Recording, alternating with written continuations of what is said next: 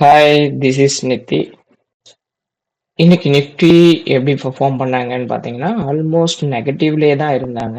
ஏன் அப்படின்னா, இன்னைக்கு வந்து நிஃப்டியோட எக்ஸ்பைரி டேட் அப்படிங்கிறதுனால ரைட்டரோட டாமினேஷன்ஸ் வந்து இருந்ததுனால இன்னைக்கு ஆல்மோஸ்ட் 93 பாயிண்ட் மைனஸ்ல வந்து நிஃப்டி முடிஞ்சிருக்காங்க. நாளைக்கு இதோட வியூஸ் எப்படி இருக்கும் அப்படின்னு பார்த்தீங்க அப்படின்னா, ஸோ நான் ஆல்ரெடியே சொல்லியிருந்தேன் இந்த ரேஞ்ச் பவுண்டரி ஆல்மோஸ்ட் 25,500 வந்து பிரேக் அவுட் பண்ணி சஸ்டைன் பண்ணாதான் ஒரு ரிஸ்கி செல்லரா இருக்கலாம். அதே போல 24,800 பிரேக் அவுட் பண்ணி சஸ்டைன் பண்ணாங்கன்னா ஒரு பையரா இருக்கலாம் அப்படிங்கிற மாதிரி சஜஷன்ஸ் கொடுத்துருந்தேன். பட் இன்னும் சைட்வேஸ் மார்க்கெட் தான் கொடுத்துட்டு இருக்கு நிஃப்டி. இந்த ரேஞ்ச் பவுண்டரிக்குள்ள தான் திரும்பவும் இருக்கு. பட் இது எப்போ உடைக்குதோ அப்போ பையராகவும், ஸோ இந்த லெவலில் எப்போ பிரேக் அவுட் பண்ணதோ 24,500 எப்போ பிரேக் அவுட் பண்ணதோ அப்போ செல்லராகவும் இருக்கலாம் அப்படின்னு சொல்லிட்டு இருந்தேன். ஸோ இப்போ இடையிலேயே நான் இன்னொரு பாயிண்ட்டையும் சொல்லிக்கிட்டு இருந்தேன். ஆல்மோஸ்ட் பார்த்தீங்கன்னா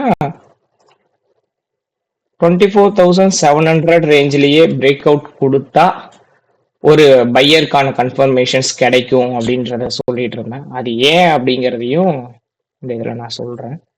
என்ன அப்படின்னு பார்த்தீங்கன்னா, அவர்லி டைம் ஃப்ரேமில் ஆல்மோஸ்ட் ஓகே, அவர்லி டைம் ஃப்ரேம்லையும் பாருங்க,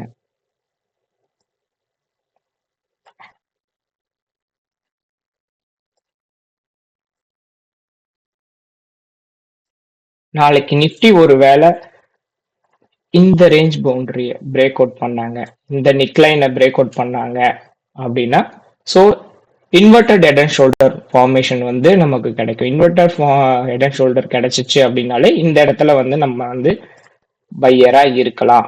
அப்படிங்கிறதுனால தான் நான் திரும்ப திரும்ப இந்த இடத்த சொல்லிட்டு இருந்தேன். ஆல்ரெடியே நான் வந்து டேல வந்து நான் கொடுத்துருந்தேன் இன்வெர்டர் ஹெட் அண்ட் ஷோல்டர்ஸ் கிடைச்சிருக்கு அப்படிங்கிற மாதிரி சொல்லியிருந்தேன். இந்த ஏரியா பார்த்தீங்கன்னா தெரியும்.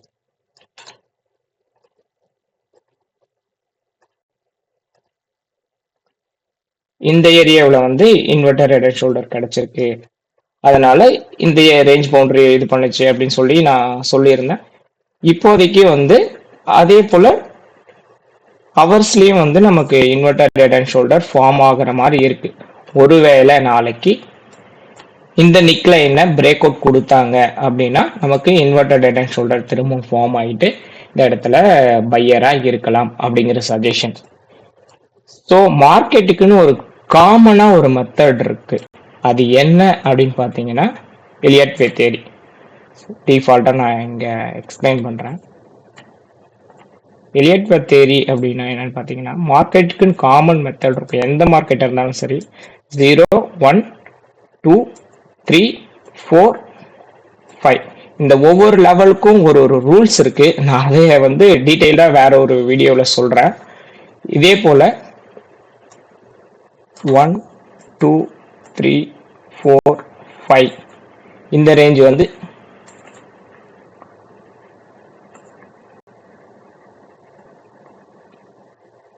ஏ பி சி,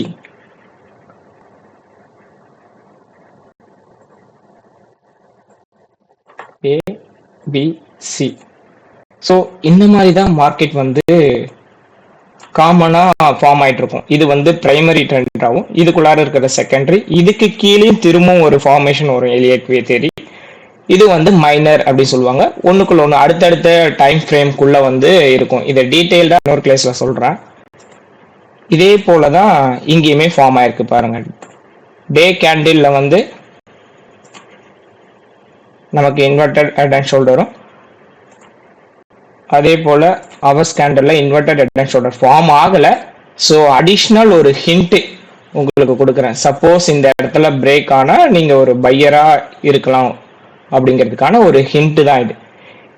இதே போல நீங்களும் வந்து ஒவ்வொரு லெவலும் எலியட் வே தியரினா என்ன, ட்ரெண்ட் லைன்னா என்ன அப்படின்னு ஒவ்வொரு டெக்னிக்கலுமே நீங்க ஸ்டெப் பை ஸ்டெப்பா டாப் டு பாட்டம் தெரிஞ்சுக்கணும் அப்படின்னு நினைச்சீங்கன்னா எங்களை காண்டாக்ட் பண்ணுங்க. We are teaching the people who are interested.